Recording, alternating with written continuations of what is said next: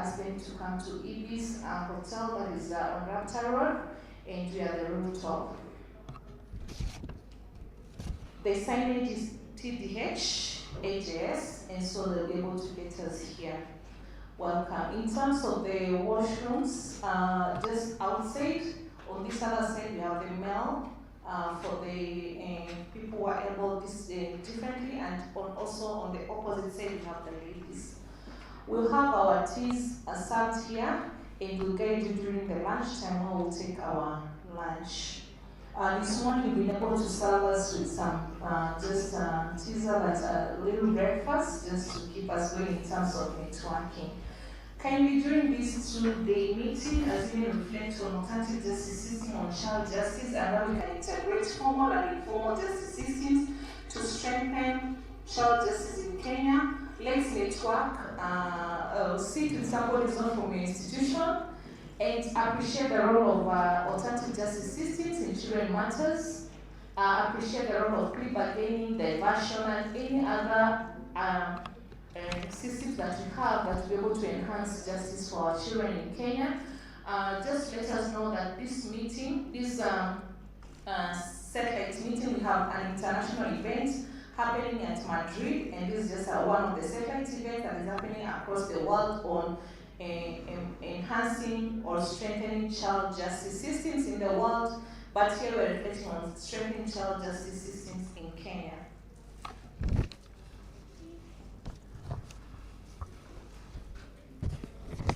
And so I want to welcome us all to the official opening ceremony. I'll be able to take us through the protocols, and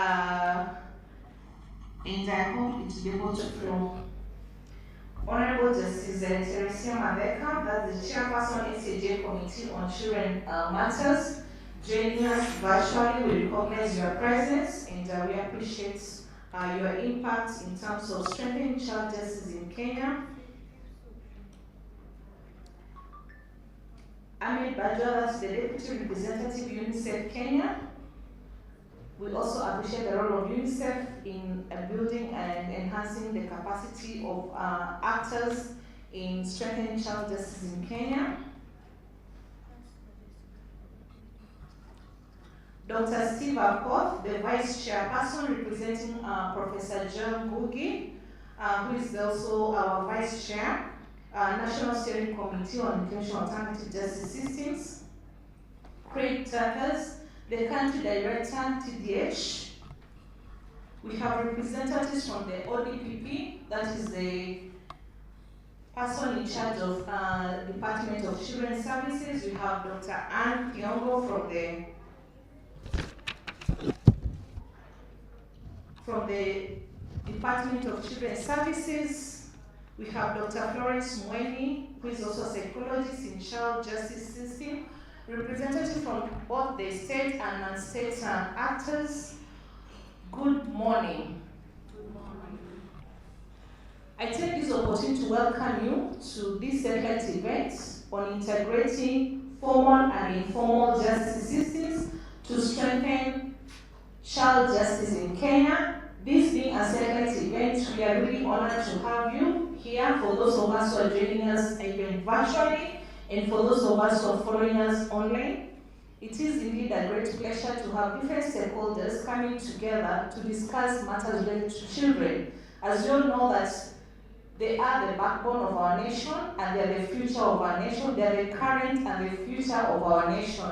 And so impacting on child justice and discussing matters related to child justice is indeed a great privilege to be able to enhance not only the rights of our children according to the Constitutional Article 53, implement the 2022 Children's Act, but also to realize SDG 16.3 in relation to building peaceful, cohesive, and embracing rule of law in not only our country, but also in the world. As we all know that we're all moving towards people-centered justice. And we talk about people-centered justice, we cannot leave the children behind. We have also to deal with how do we integrate matters related to children, even as we progress, as we promote people-centered justice. And so this discussion has come in timely as we're able to see how we can integrate the formal system and the alternative systems to be able to strengthen child justice in Kenya. I want to appreciate all our partners that we worked together to put this conference together, to put this meeting together. Indeed, let's put our hands together for EFIF on behalf of TDHR, who has really worked tirelessly to contact all of us working in terms of looking for resources. Let's also put our hands together for UNICEF team, who have been one of our partners in this particular meeting. And also the NCAJ team, let's put our hands together for it. And last but not least, of course, NACI AJS to give us opening remarks and being our hosts. Ladies and gentlemen, I want to invite Craig Tuckers from the TDHR to be able to welcome us and even give us his welcoming remarks. Put our hands together for TDHR Country Director Craig Tuckers. Welcome. Welcome. Yeah. Thank you. That was really motivating. It's a hard act to follow. Okay, I won't say too much, but usually the person who says that is the one who then talks a lot. So I will try to keep this brief because I'm not a technical person, and we've got an amazing list of people here that's got far more sort of insightful and interesting things to say than me, so I'll be learning a lot over these next 2 days. So firstly, just a very warm welcome to everybody. We're really glad you could all join us.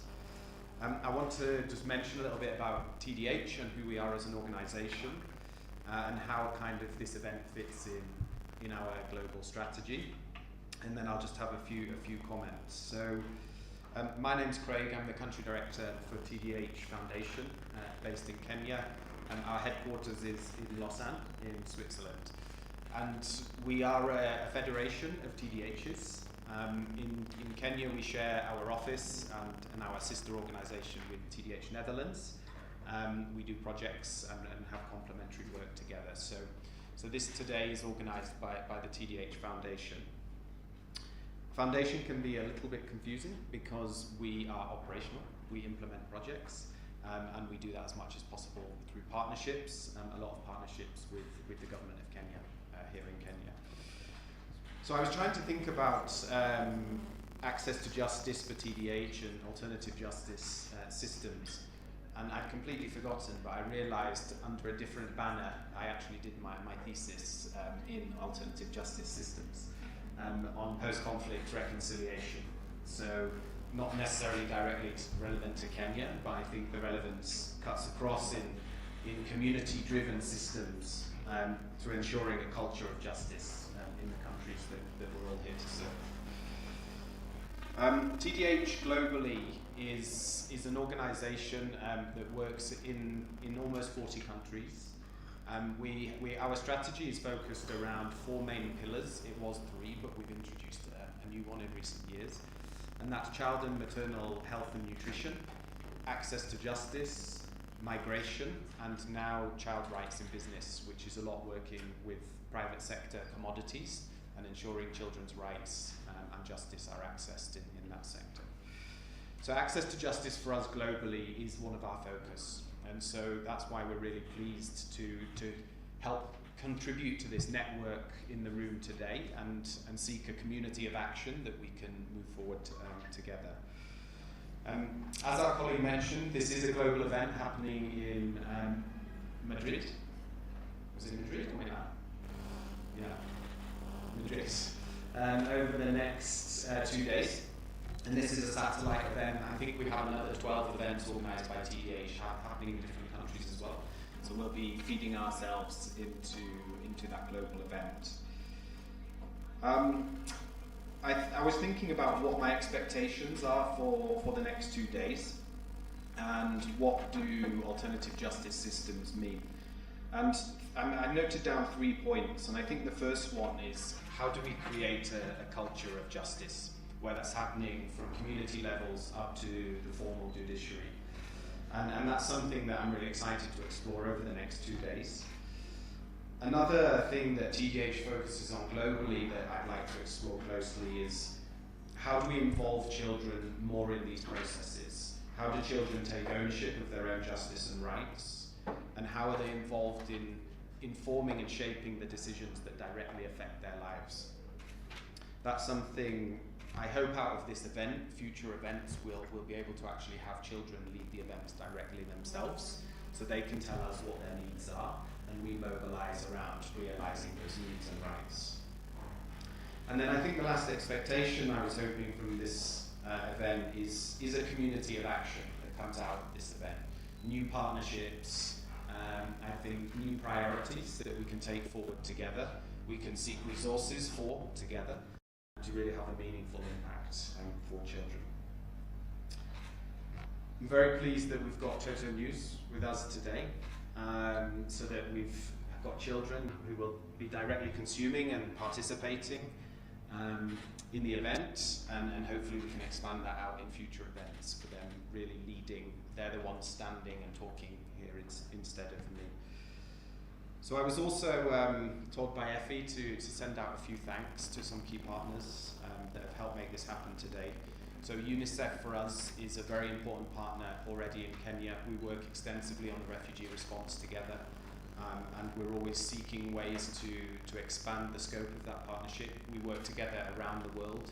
We share a very similar mandate, and through our strategic programs, everything we do is focused on the impact on children. And I think with UNICEF, that's where we very much share the lens with which we see the world and our work. And we also need to thank the National Steering Committee on the implementation of alternative justice systems policy. They basically introduced us to most of you who are in the room and really made that possible today, so thank you very much. We have the Legal Resource Foundation, who were the first we contacted when we were conceptualizing the event, so thank you very much for your support. And then we've got Toto News as well, as I mentioned before, to really make that connection directly with children who we are here to serve. And as our colleague said, they're the future of the nation, of the world, and the more we can empower them through events like this, the better future that there's going to be for all of us. So I think I'll just end my remarks there, and so a very warm welcome. I'd like everybody to participate actively, please be creative, and then at the end of the session tomorrow, I think we can start talking about the community and the plan of action for what we do with everything that we learn and share over these next 2 days. So thank you very much.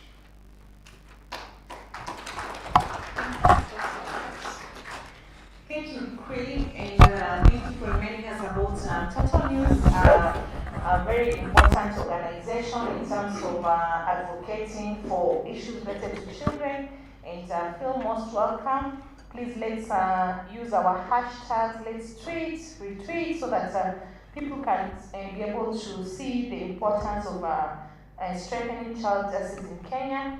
If you've never looked at or perused through or read the Children's Act 2022, you have an ABC version, meaning we just brought the whole act just right at your table, courtesy of UNICEF and Judicial. Let's just clap for them for this important ABC. So you don't need to read a lot of information from the Children's Act. You just have a brief version, which is the ABC of the Children's Act 2022. Kindly familiarize yourself.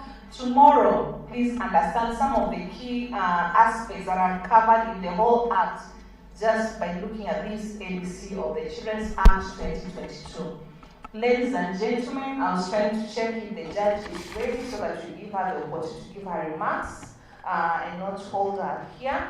But before that, as we still try to put that together, let's welcome the Mr. Mahub Ahmed Bajo, who is the Deputy Representative UNICEF Kenya. And thank you so much, UNICEF, for working with different stakeholders in terms of strengthening child justice in Kenya.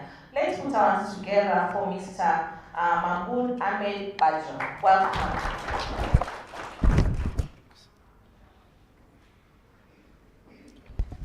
Highlighting points. there? Yes, you can. Thank you. Thank you so much. Good morning, colleagues, distinguished guests, and partners. It is a pleasure and an honor to join you today for the Kenya Satellite event on 5th World Congress on Justice for Children. First of all, I would like to express our sincere appreciations and leadership of the government of Kenya and TDH on organizing this event to advance justice for children. UNICEF has always extensively contributed to the organization for the past 4 global events. This year, UNICEF is very excited to be part of satellite event here in Nairobi, together with 32 other country organizations, organizing the same. Today, we are to discuss alternative and contemporary justice system that can better serve children in Kenya. This includes how we can make sure that every child is protected from detention. Constitution stipulates that detention of children shall be a matter of last resort. Children's Act also provides opportunities to enhance protection measures for children. Kenya has raised the age of criminal responsibility from 8 to 12 years in 2022, so that younger children won't come in contact with the law. However, we see children are held in various institutions. According to the 2023-2024 National Council on the Administration of Justice Annual Report, by June 2023, 3,620 children in the conflict with law were admitted in remand homes in Kenya. 2,952 exited and 668 children remain in the remand homes maybe until now. No statistics are available. However, we come across with children who are also held in police cells beyond duration that were permitted in the law for different reasons.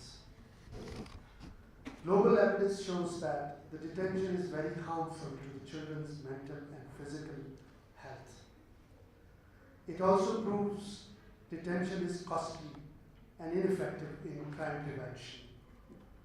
Instead, approaches that channel children as early as possible away from the formal justice system through community services and other non-custodial programs have proven to have better outcomes for children and communities as well.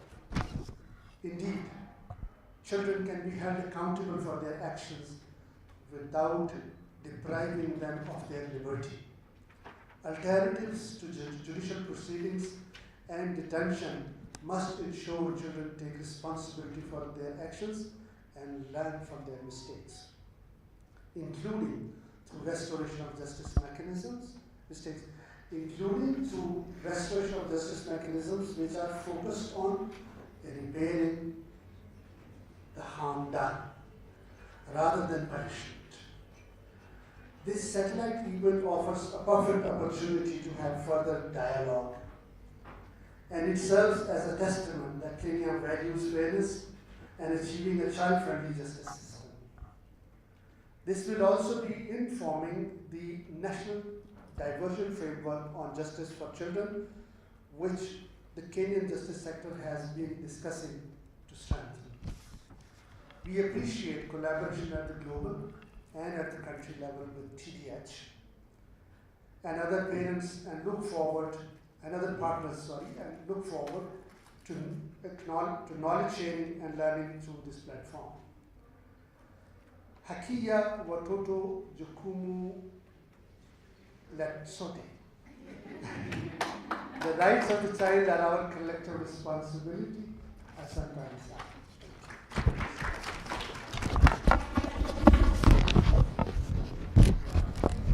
Let's clap for him once again. And thanks so much for sharing the statistics. homes, you can imagine these are the children once they get out, they have a track record, and this affects their lives in terms of how they're able to proceed, even in their education, and even in terms of their future. And thanks indeed. Haki ya watoto ni jukumu letu sote. We all play a big role in terms of raising and ensuring that our children live in a secure environment, even as we look at SDG 16.3. Thank you so much. Welcome, Honorable Chair, for joining us this particular morning, and indeed we shall be able to have your input in the session. Ladies and gentlemen, it's my pleasure to invite my namesake, one of the judges that I really admire in terms of her enthusiasm in children matters and leading us in terms of implementing the Children's Act 2022. And thanks so much, Judge. I know that you had another session, but even for finding time to join us this particular morning and give your remarks virtually, we really appreciate the virtual assistance that country that with you, even as you are in Kweni. Let's put our hands together for Justice Teresia Mabeka. Karibu sana Judge. Good morning to those out there, good evening for those whose time is evening.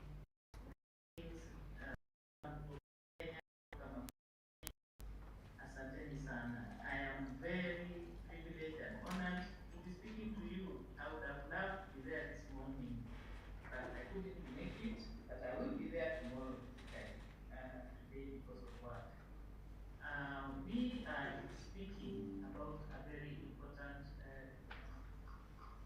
topic for our children, and after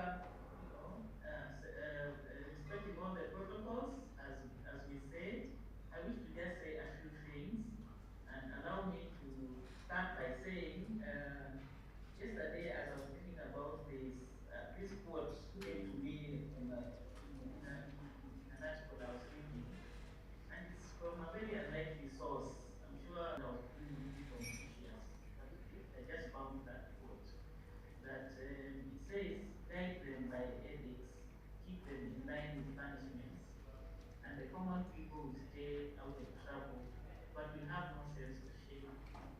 Guide them by virtue, keep them in line with the rights, and they will, besides having a sense of shame, reform themselves.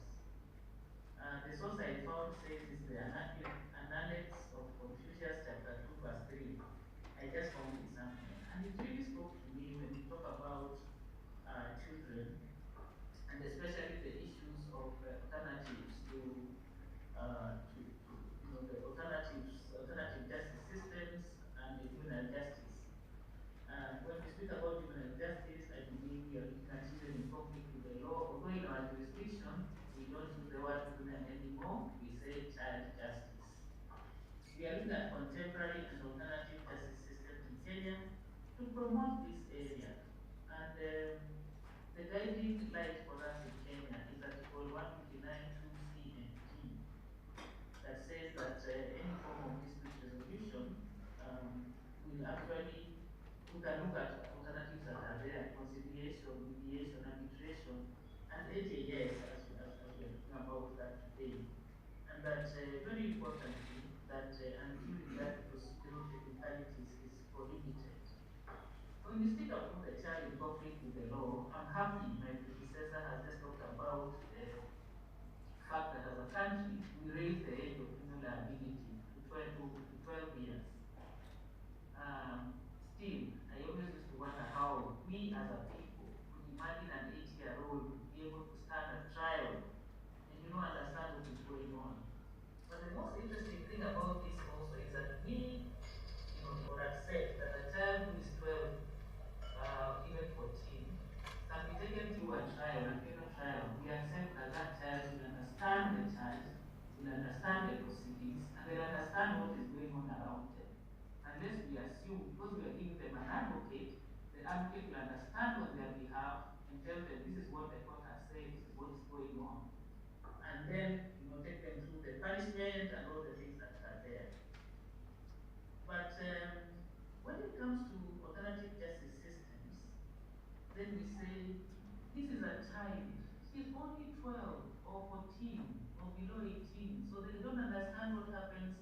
in these issues, when people are discussing things in the alternative systems, even if it's the clan or whatever other system is available, to deal with issues of access to justice, we say this is a child, what do they know?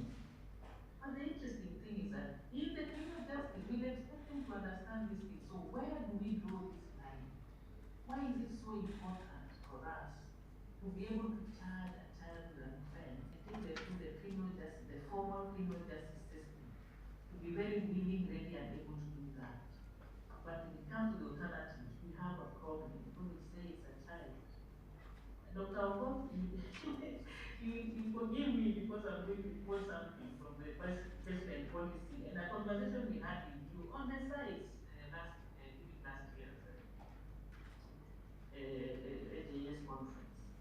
The policy says that based on collected data, discussions by the task force, the lived realities and practices of Kenyans, I have highlighted in bold the lived realities and practices of Kenyans, and the opinions of experts on AJS. The recommendations of the task force are and they are set out. So I remember asking whether children were consulted when the policy was being done. And of course the answer was no, they were not consulted. I don't blame anybody, but I know for a fact the AJS system naturally, by its own, not naturally, by its own format, whether it's our plans, whatever systems we have been using, do not accept, they have not been accommodating to children. But things are changing.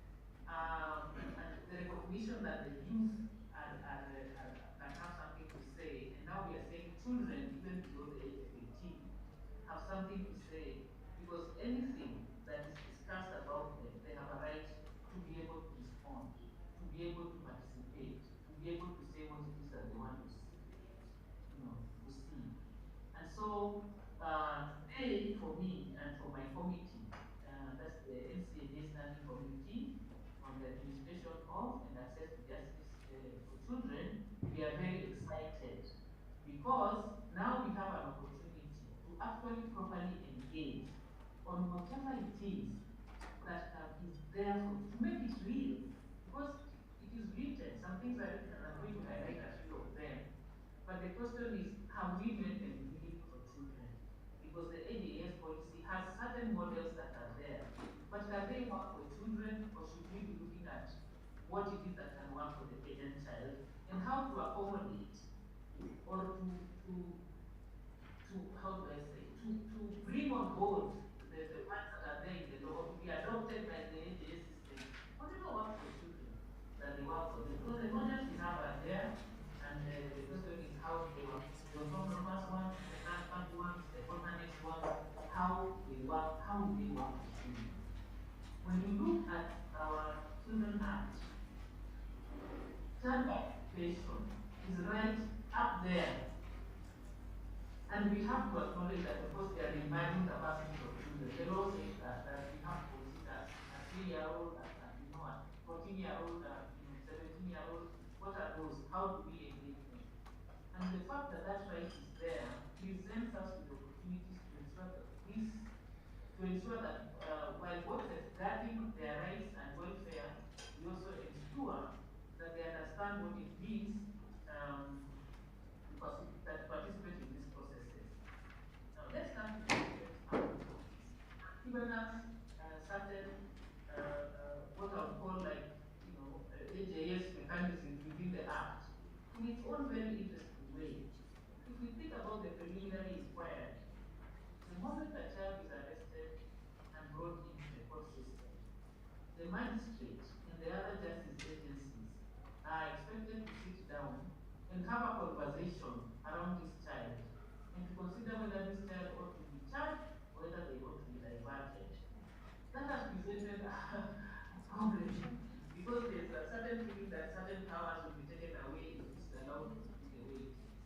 But I'm considering it as a good thing for the child that we need to remember that it is about the child and not about the justice agency sitting in the room. But there are also the other things about this preliminary inquiry that the police officer who arrests this child or brings the child has to do certain things before bringing the child to court. They established a certain process. So we are hoping that the AJS, all the mechanisms we are discussing, we look at this and bring life to it and come up with a way of bringing life to it. That was diversion. The big elephant in the room, because the adults in the house are not able to agree what exactly this means for the community. What does diversion mean? Who is to do it? How are they to do it? What model do we want to use for us that actually responds to the provision of Article 159 PCA? Because the procedures, the programs, the actors is something we need to agree and to remember that it's about the application, the integration, and the ensuring that the child who finds themselves in conflict with the law is treated the way they're supposed to be treated and brought back to the society to actually become a better person than they were when they got in conflict with the law. If you think about it, the issue of integration, the stigma the stigma that goes with the taking a child to the defense and the system. The prevention of offending again, the offending or offending again. You know, how do we provide the appropriate support services to reduce engagement in antisocial behavior for these children? You know, all these things are supposed to come into diversion. But we have to remember that again, it's another alternative we can use and bring it to work for children. Then there's the Family Group Conference, and the Children Act, and the Boston Institutions Act, that there are certain situations that is required that you have a family group conference for a child who is in conflict or in contact with the law, or a child who has already been found guilty, and they're supposed to go back home, and there are certain conversations that are supposed to happen. Those are situations where a child who is seeking justice in his own way has all these people discussing what's going to happen to this child. Again, in my view, these are systems that are inbuilt in the law that can very easily and very well fall into these AJS mechanisms. And for example, for these particular ones, the fact that the programs for diversion, for rehabilitation, for integration have to be community-based, then that means that we need to rely on the people in the community to assist us. And the AJS systems that are in place, we are hoping that we can actually work then to be able to have the programs in there, have some kind of supervision so that this thing works seamlessly. The child comes from the community and has to go back to the community.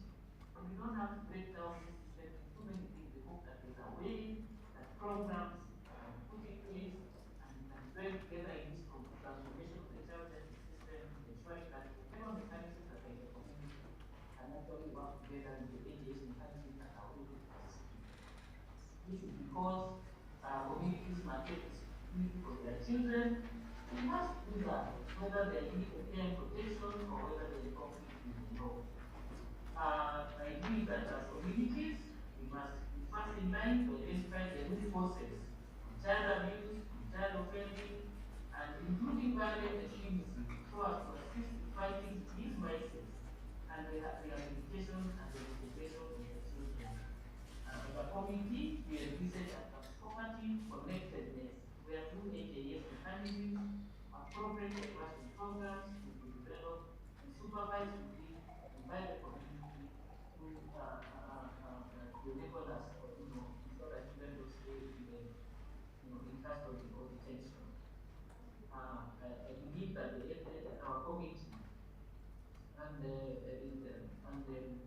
committee on AJS can work together on this to develop either all-inclusive AJS policy framework or at least come up with something, a framework that is for all the matters calling for AJS.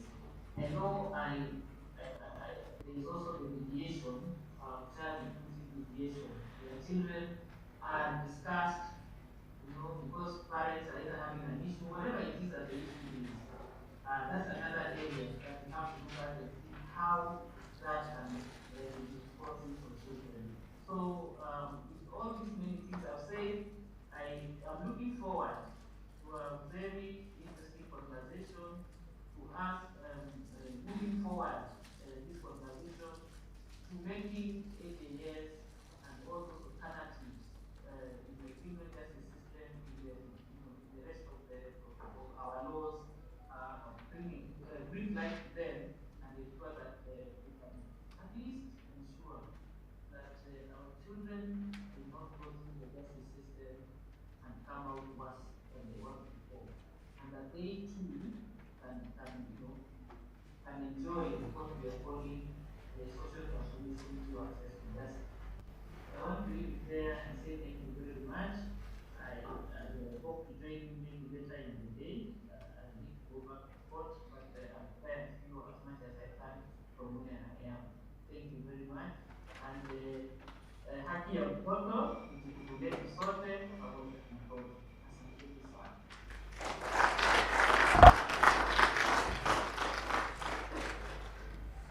Thank you so much, Judge. Indeed, you've taken us through the Children's Act 2022, and we've already even shed some light on things that we need to discuss, how we can be able to have synergies in terms of diverting children in conflict with the law out of the system, how we can deploy plea bargaining, and how we can actually reintegrate the children through community and justice forums. And this actually is our discussion, this particular session for today and tomorrow. And more importantly, how can we enhance the role of the children and listen to their voices, even as we reintegrate them, rehabilitate them, and ensure that we deal with the issue of reoffending or recidivism from the children perspective. Thank you so much, Judge, for creating time to give us these particular highlights, even as we look forward to tomorrow coming up with synergies, as have been highlighted by our Deputy Director from the representative from the UNICEF, and create a plan of action on how different stakeholders can work together towards enhancing child justice. Indeed, haki ya watoto, jukumu letu sote. Thank you, my lady. Let's clap for her once again. Ladies and gentlemen, as the judge was giving her remarks, we were joined by the representative secretary from the Department of Children's Services, Mr. Shane Nyakutu. Let's clap for him.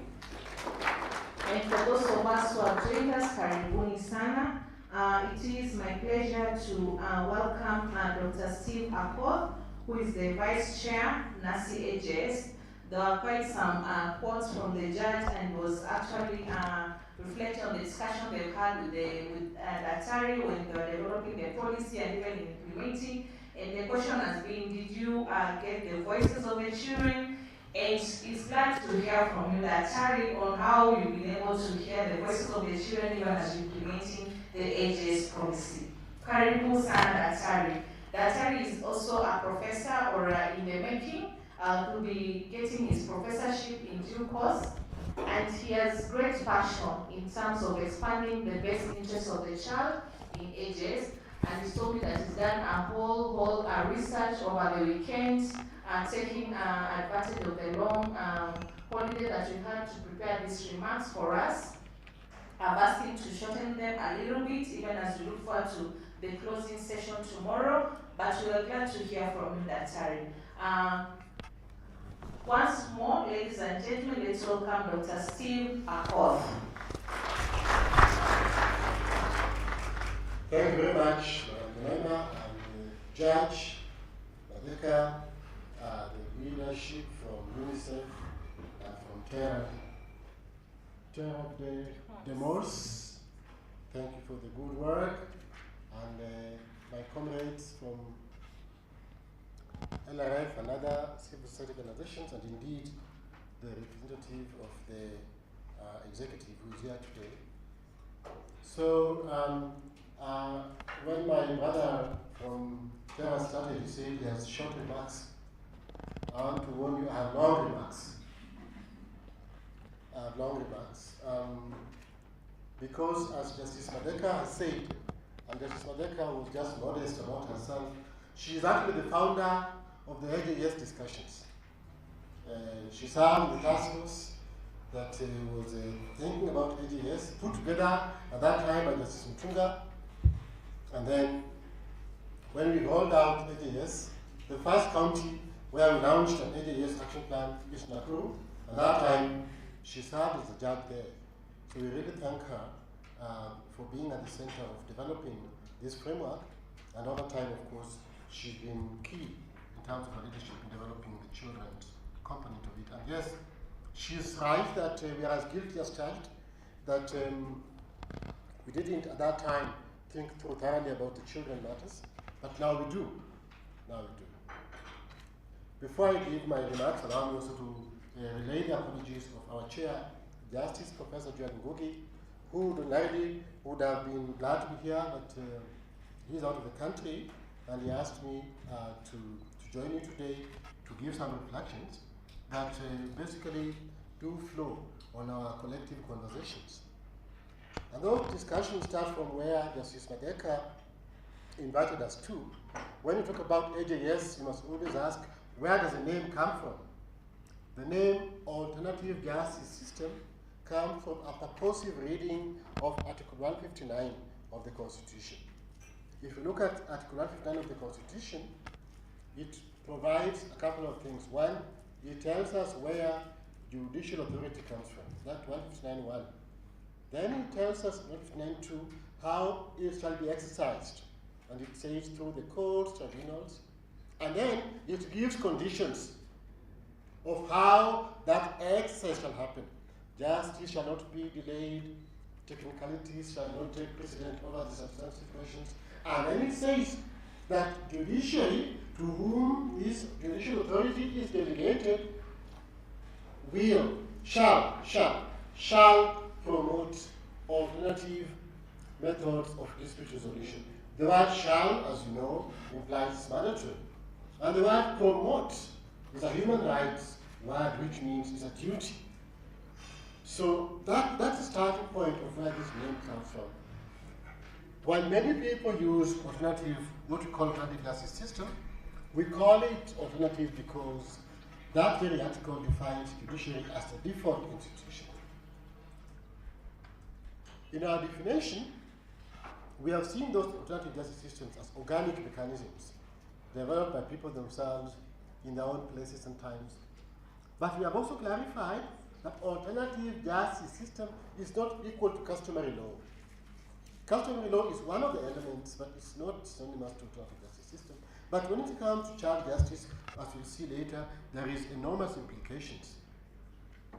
However, as we proceed in using that notion, we must remember that the purpose of that article is not necessarily dispute resolution. The purpose of that article is expounding on Article 48 of the Constitution, which is an access to justice. So Article 159, 2C and 3 also offers a caveat. It's all about how do you realize access to justice for all. And Jemima has been very emphatic also in her initial preliminary observation that for all is very important. And Justice Madeka has highlighted that because our Constitution of Kenya envisages a Kenya where every citizen, regardless of the status of outcome, has the right to access justice. It envisages a Kenya where justice is not only dispensed in the courtrooms, but is also lived and experienced in our homes, our cattle fields, our classrooms, families, our workplaces, and in our communities. And this idea of justice that we have as envisaged in the Constitution of Kenya is very novel. It's very different from, for example, I would say, without looking back, at the idea of justice in the Constitution of the United States. Because in the Constitution of the United States, justice is provided for in an atomized way, me, the individual, without looking at the collectivity. It is provided mainly as an abstract concept that aspires to the biggest ideal of being an American, is this idea of justice that supersedes any other barrier, but does not take into consideration the relational idea of justice, for example. So our Constitution therefore moves beyond this abstract justice to provide this relational framework, and that's really where the Children's Act 2022 is taking us back to. However, we do know that even with that relational idea of justice, there are people in our society that are marginalized, that are vulnerable or that are minorities. And the same Constitution provides numerous and firm safeguards to protect such people and ensure that they can access justice. And most important in that, and like has been said by Justice Madeka, infants in particular, and children more specifically, are placed under the care of the adults and other institutions. However, that care does not mean stifling or negating their voices and feelings. And I would like to underline those two words, their voices and feelings. Justice for children is about also their voices and feelings, which sometimes we tend to negate. At any rate, we know that in the quest to promote justice, sometimes we have taken on our idea of being custodians without taking into account that very question of voices and feelings. It is important, however, that we ensure that our venture to promote child justice is evidence-driven.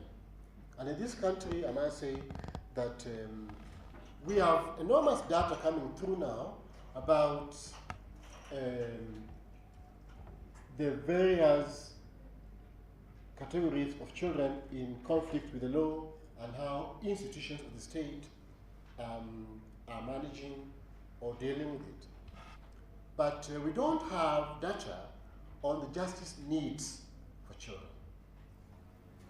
We have a culture now worldwide of what we call justice needs surveys. And all justice needs surveys, and so far in the world we have had about 92 of them.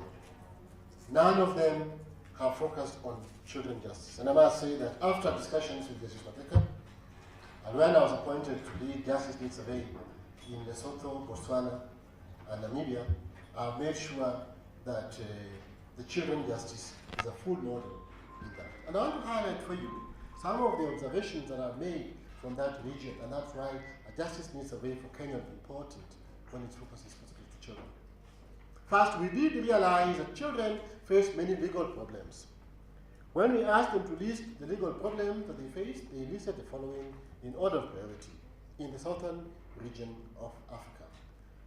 Battery, which is basically child violence, child labor, sexual violations, disinheritance, discrimination, and neglect. We also asked children in that region of the question, what is your often positionality in the legal problem? And 3 positionalities emerged. 80% of the children face legal problems as victims. 50% face legal problems as witnesses of a violation. And 30% face legal problems as the accused. This categorization is very important. When we talk about people-centered justice, is about working on a justice model based on people's needs, their experiences, and capacities.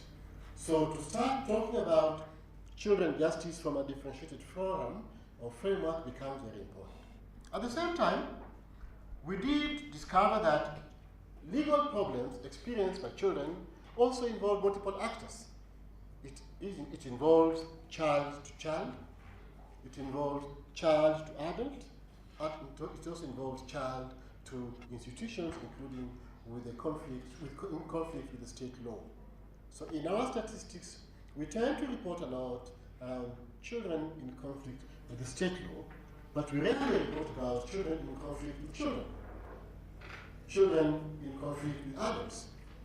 And children in conflict with children is very important, especially in our context of Sexual Offences Act, where we have bundled together all questions of defilement without paying into attention when you have, for example, what we now popularly known as the Romeo and Juliet moment.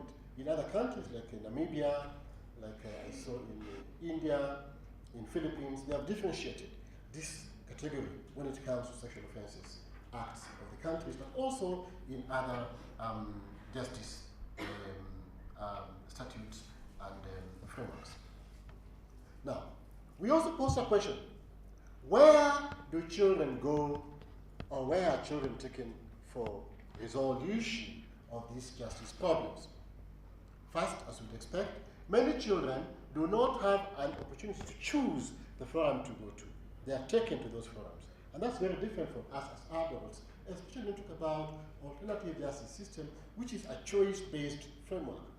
Many children are taken to, top in the list is the parents, 2, school teachers, 3, guardians, 4, elders, 5, chief, church, and lastly, the courts of law. So the courts of law, as you would see, have never been the default where children are taken when in conflict, either with the state law or in other legal problems. Often it appears as the last option. However, we asked the same children, where would you rather go to if you had a choice? And the first choice they gave was they would rather go to their peers as number 1, church as number 2, chief as number 3, parents as the last one. No, none of them mentioned the court of law as an option they would like to go to. Now, what is significant here is children see their peers as potential avenues of resolving conflict. And I'm sure my sister, who works on psychology, will really help us in this because the psychologists took this long time ago. Peer-to-peer counseling works better than many other forms of counseling. And I think also when it comes to justice, this is something we need to look at. Finally, we also posed a question to these children on ultimately in the justice journey, was your legal problem solved? And we did establish that if you compare adults and children, children have the largest number of unresolved justice problems. That tells you that when we talk about justice gap, in Southern Africa in particular, where this study has been taking place, children reported a higher justice gap than adults. And that then invites us to think more seriously about using models such as alternative justice system to pursue and expand access to justice for children. I'd like to make 2 last observations. Now, alternative justice system, as I said, is a legal lingua. We have interpreted it to have 3 meanings. We have said that the word promote has 3 components. 1, promote envisages that we respect that system. If you like a system, if you want to advance it, you will not talk in it in a manner that is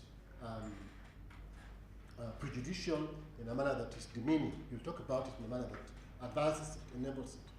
So you respect it.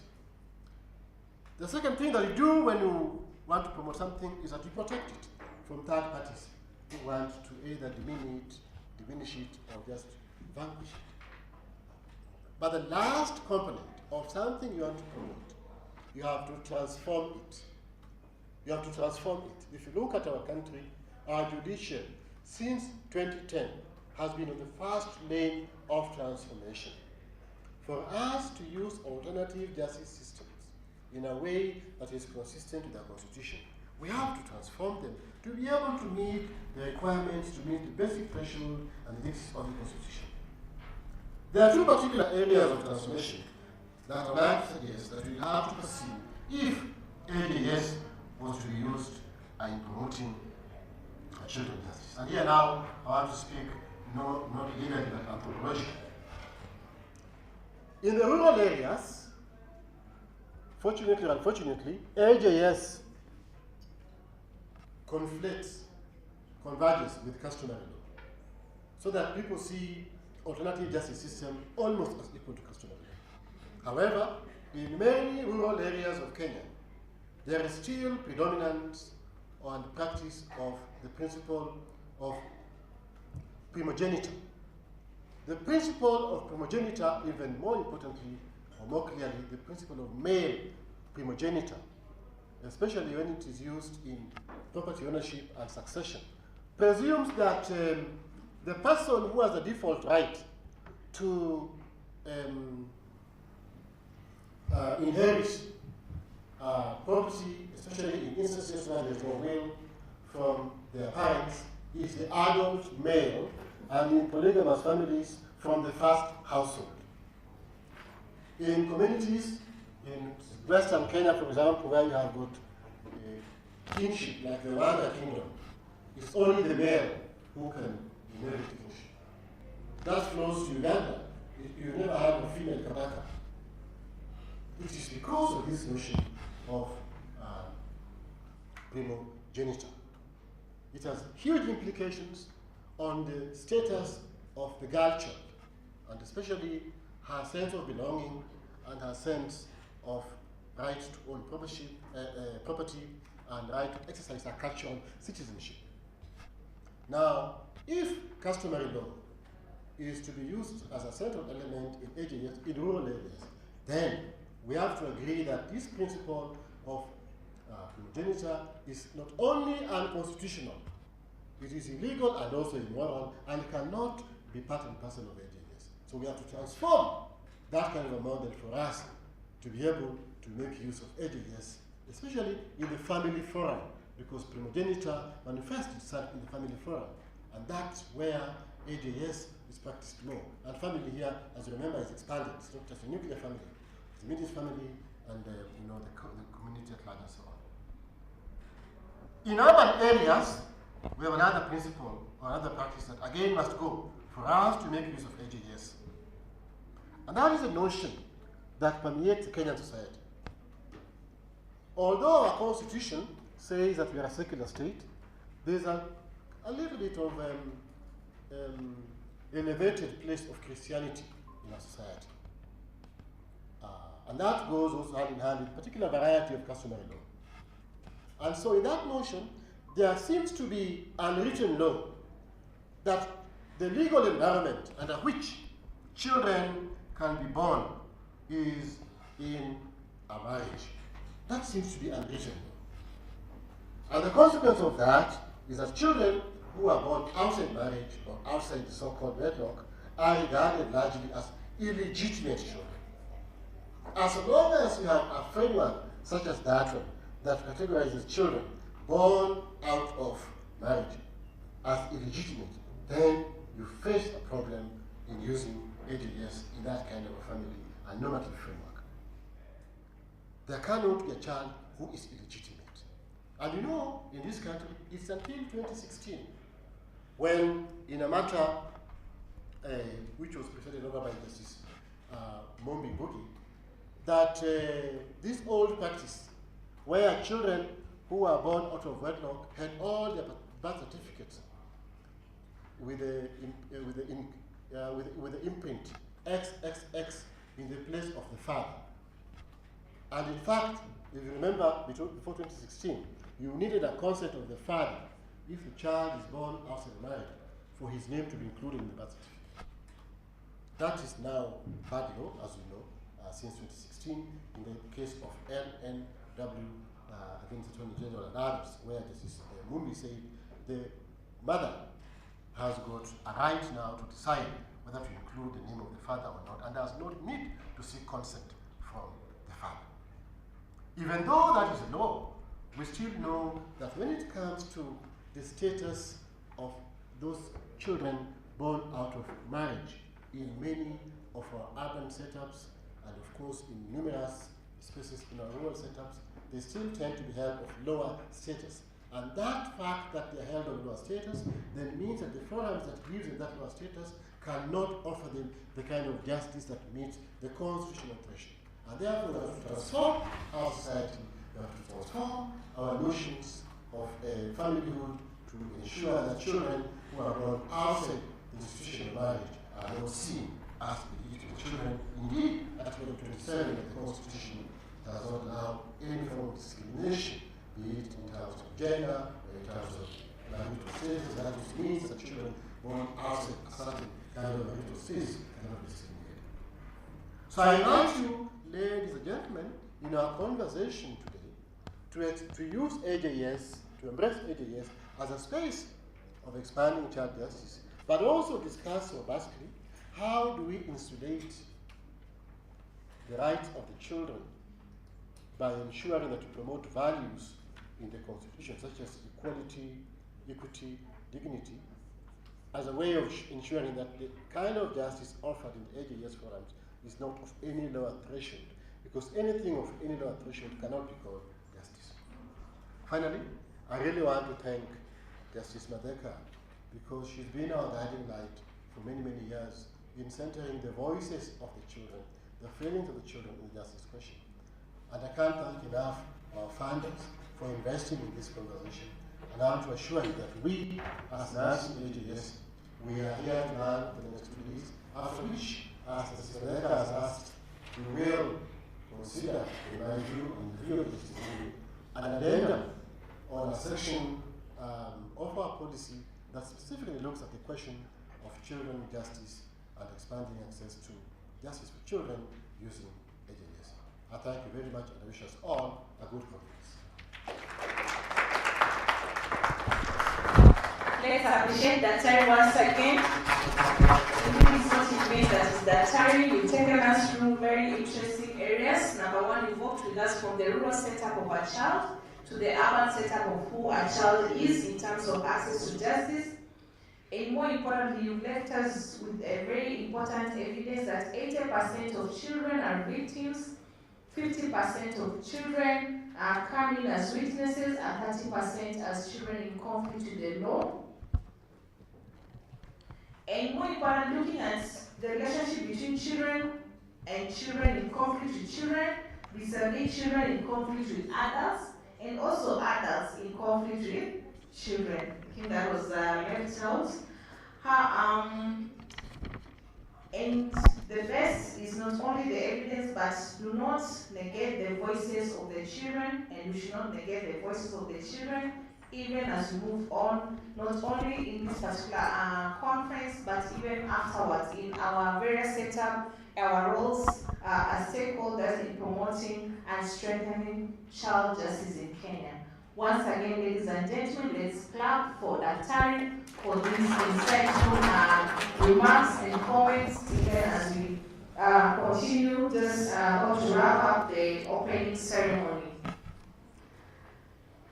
Mr. Esau Orero walked in as Daktari was giving his remarks, and it would be important to appreciate the role of LRF because they really played a very important role in prisons, not only training the paralegals, but also implementing AJS in the prisons. It's the only model that we have in the country and in the world on how we can be able to resolve disputes, even for those who are in remand. And remember the statistics that we had, 295,000 of our children are in the remand homes. And it's important to give you just a few minutes to give your remarks before we invite the keynote address. Karibu, Mr. Esau Orero. Asanteni sana.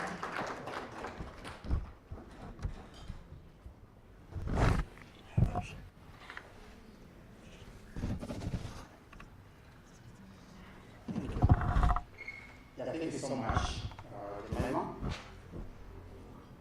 The Country Director, TDH, Mr. Mabu Ahmed Bajwa, Deputy Representative of UNICEF Kenya, Dr. Steve Akoth, Dr.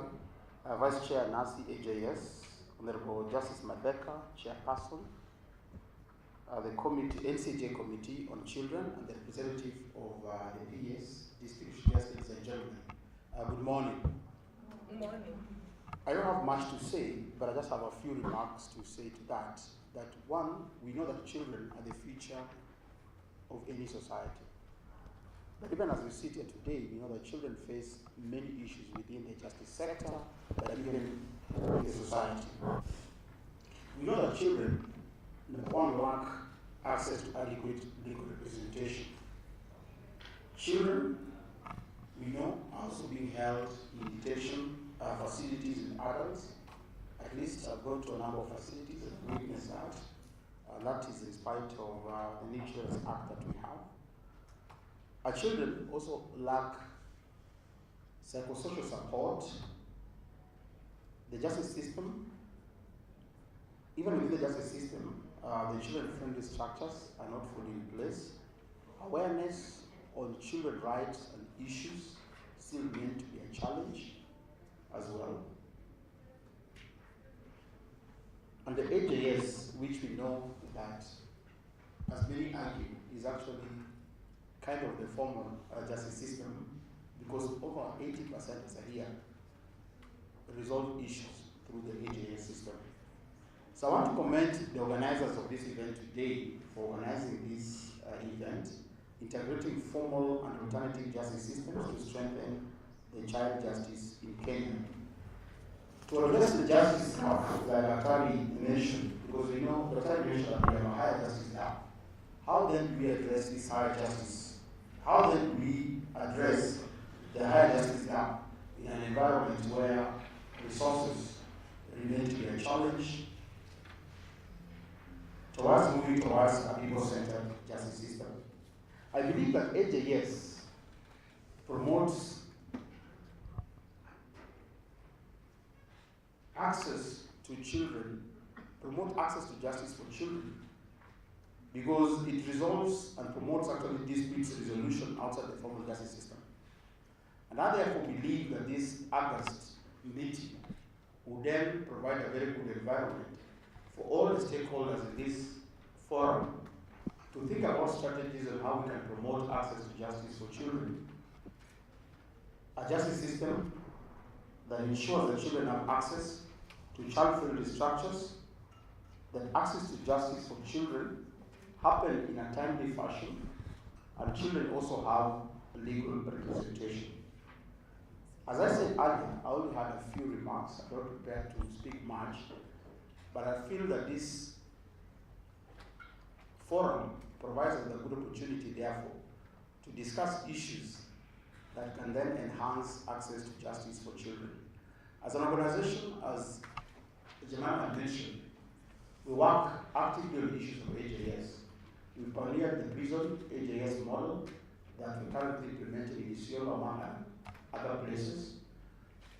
And we've seen how the prison AJS model has contributed in a great way in decongesting facilities, but also promoting access to children. But we need to therefore champion to ensure that we have adequate resources and replicate that model across the country. Because we know that increasingly we have many children who are being held within the communities. But the AJS model is also very important, but we need more resources to ensure that many elders are also trained for them to handle issues of AJS. Very, very important that we put money on the AJS system, because the resources remain a key challenge in addressing issues of AJS as well. Lastly, I just thank the organizers once again for this environment, and I hope I'll have an opportunity to make a more elaborate presentation after I've gathered my thoughts. But I just want to thank you all for coming today and for giving me this opportunity. Thank you.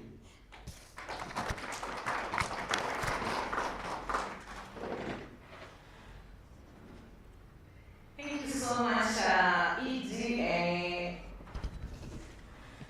Esau.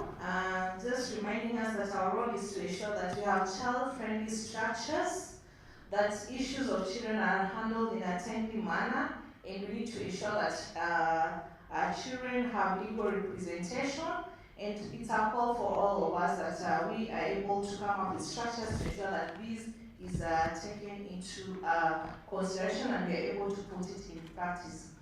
Ladies and gentlemen, we now want to hear the keynote address from the representative of the PS State Department Children and Welfare Services. And it's my pleasure to invite Mr. Shem Nyakutu, who is the Secretary of Children's Services. Let's put our hands together for Mr. Shem.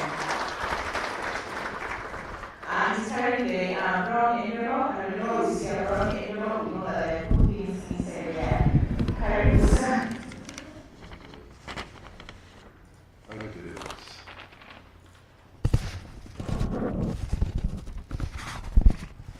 The Country Director at TDH, Honorable Justice Matheka, Honorable Mahabub Bajwa, Deputy Representative UNICEF, Dr. Steve Akoth, representing Professor Joel Ngugi, Chairman of Alternative Justice Committee, Esau Uriaro, Legal Resource Foundation, Executive Director, Mtoto News, distinguished ladies and gentlemen, Watoto hoye! Watoto hoye! Watoto hoye! Yes, I've been sent here by the Prince State Department for Children Welfare Services, Honorable CPA Karen Agengo. So I'll read her speech. But just before I read her speech, I want to tell you something. I'm also an old man. When I was privileged in 1981 to go to Form 1, most of you may not have been there. And I still remember the bullying that we got in Form 1. And one went like this. Kajoli diels, dijoli di banjos, kahi jaba jaba. So this subject of alternative justice system is real. If I can remember the things that were done to me and the words that I was supposed to come, is it 40 years or 50? 1981 is 40 years. No. Is it? No. There's no mathematician here? Yes, so this is a real subject.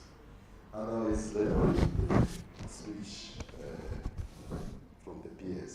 Ladies and gentlemen, it is a great pleasure to join you today for the 5th Satellite World Congress on Alternative Justice System, AJS. I wish to bring my sincere thanks to Tere Des Holmes, TDH, the Legal Research Foundation, and all our partners for bringing us together to discuss this critical topic.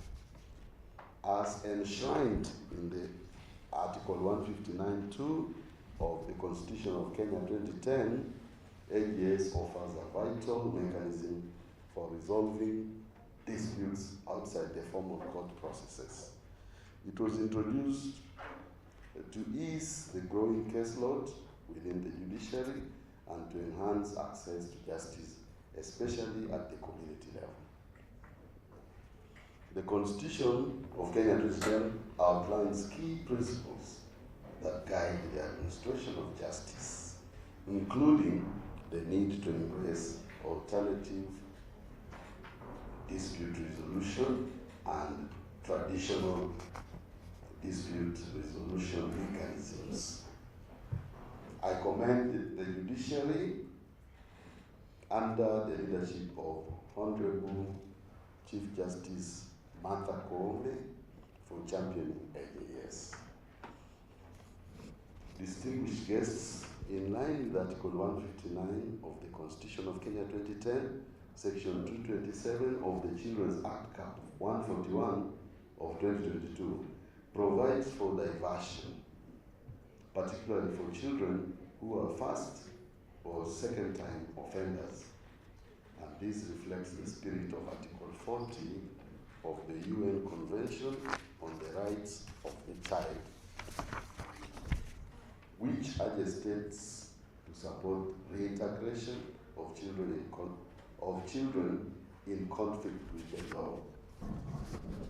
Diversion remains a global best practice that fosters restorative justice, reduces court backlogs, and prevents children from acquiring criminal records. AJS has increasingly become a critical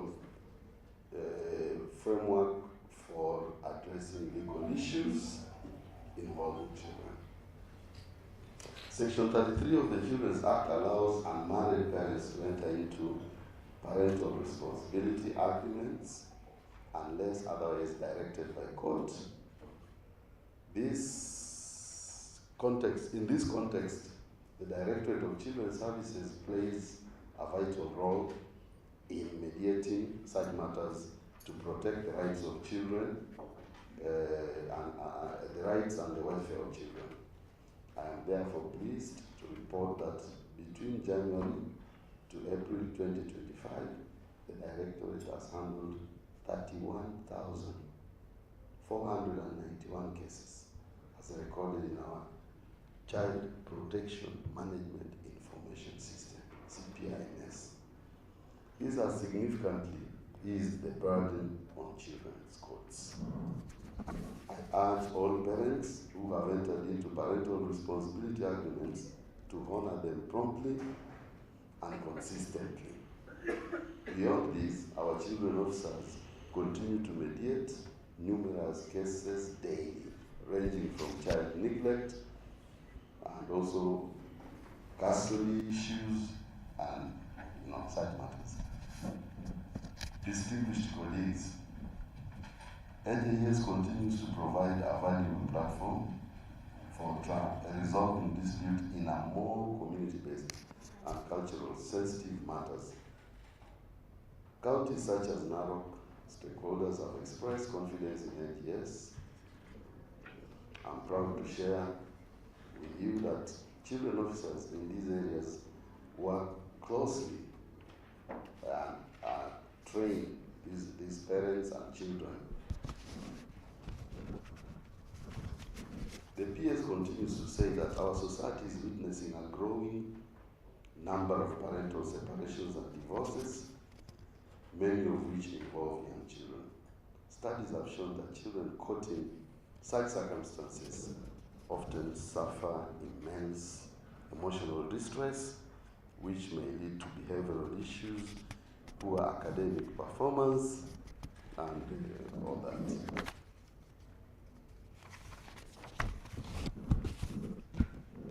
So in regions such as Mandera, Garissa, Wajir, they have a system called Masla. I don't know whether you guys are aware of this. Masla, which is deeply rooted in cultural and religious traditions.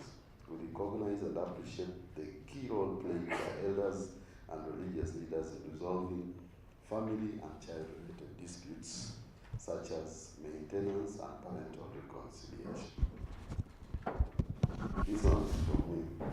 I am one person I have always told children officers I've been jailed and I've been arrested 3 times. I've been arrested because of the maintenance cases. Then I was the director of pensions and there was a maintenance case. And we did move with speed to pay these parents. And therefore there was a court order and I was arrested in Noah. I've also been arrested in Nairobi because of children, these custody issues. So for Directorate of Children's Services, you are doing a great job. Makofi kweli.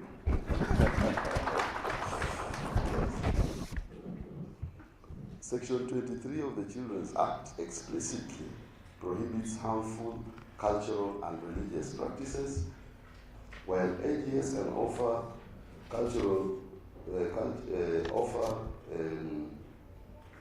it's essential that serious offenders be handled strictly through the formal judicial system to ensure the protection and dignity of every child. Mediation has proved to be faster, more cost-effective, flexible, less adversarial than traditional court process. It aligns closely with the best interest of the child, and as such, the State Department for Children Welfare Services remains fully committed to continued use and integration of AGS. Let us strengthen our collaboration with the judiciary, community leaders, and all stakeholders to build a justice system that is inclusive, accessible, and child-centered. In conclusion, as we deliberate on AGS over the next 2 days, let us work collectively to align our justice system with the values enshrined in our Constitution, particularly of protection of the most vulnerable citizens, and those are our children. Once again, I extend my heartfelt thanks to TDH and all partners for organizing this important event and for your unwavering support of the alternative justice mechanism. I wish you all a fruitful and impactful deliberation. CPA Karen Agengo, Principal Secretary. Thank you very much.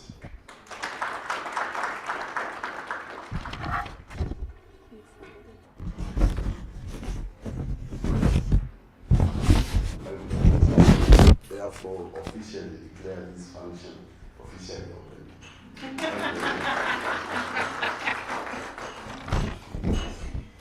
I think that was not written in the remarks, so sometimes you forget to declare. Thank you so much on behalf of our Principal Secretary for the remarks. The Secretary Children's Services, Children Welfare Services, has walked us through the Constitution under Article 159(2)(c), has also taken us through the Children's Act, specifically Section 33 on the role of the parents in terms of raising our children, has taken us through the mechanisms that we have in the, more importantly, the issue of masla assisting, and even an example that I said that when you give children a chance, then they will become who they want to become, the best of them, instead of now taking them through the rigorous processes of incarceration, but giving the opportunity through the other R's, that is rehabilitation, restorative justice, and even allowing them to be able to be reformed outside the justice, outside the prisons and remand homes. And we thank you so much for the remarks. I believe that we're able to share to all of us the remarks that have been given so that we can internalize and apply our intellectual capacities in the various aspects that he's been able to share. Ladies and gentlemen, we've been able to save some 15 minutes. We are 15 minutes down into the hour instead of, we started late, but at least we saved some 15 minutes. I believe that we can still save 15 minutes even as we go for tea and come back for a group photo and have the plenary discussion. So in our next session, we'll be able to have an in-depth discussion on issues of children and justice. And in this regard, we have Dr. Florence Mweni, who will be able to take us through the role of counseling as a counseling psychologist in child justice system. We'll also be able to hear from Mildred Aru, who is a representative from LRF, on how they've been able to deploy alternative justice systems in children matters. My former colleague, Ms. Linda Nambiri, will be able to take us through the role of ODPP and what they are doing in strengthening child justice. And of course, we'll be able also to hear from Dr. Anne Thiamu on DCS. I'm really sorry that you've written DCS. I think now it's called Department of Children and Welfare Services. So there's that aspect of welfare that has to be added in. So if you're still in the old school, please just now come into the new constitution. It's State Department for Children and Welfare Services. Or state, lazima uweke state. Lazima uweke nini? State, serikali. So State Department for Children Welfare Services. So those will be our panelists this particular early morning before we go for lunch. And I really encourage us that we try to keep it short so that we can ensure that we have all the discussion. Sorry, I forgot to mention that we have Erin Marcus who will be representing UNICEF in this also panel. Welcome for tea. So if you didn't know, this is so the class is a little bit high, and so tea is just up behind you. And there are various options. You can grab a cup of tea or coffee and sit where you are. You can grab it and just at the corridors there have a discussion with one or two people. Or also we also have a session where you can sit. So you just grab and you go and sit. So this is high class. So please let's be high class. Asanteni sana.